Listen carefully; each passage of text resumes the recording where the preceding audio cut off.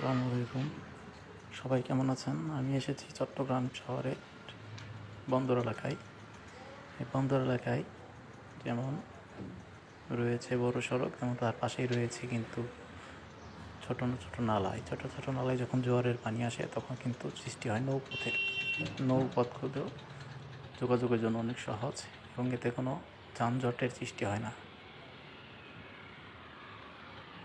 সড়ক পথে অনেক সময় যাতায়াতের ক্ষেত্রে অনেক জ্যামের সৃষ্টি হয়, কিন্তু নৌপথে কিন্তু কোনো প্রকারের জ্যামজট নেই।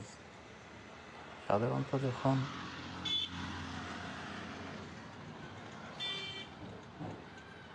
দেখি আমরা যে জোয়ার আসে তখন এই নৌপথে কিন্তু নৌকাগুলো চলাচল করে, ট্রলারগুলো চলাচল করে। আবার যখন ভাটা পড়ে তখন নৌকাগুলো তারা উপরে উঠিয়ে রেখে দেয়।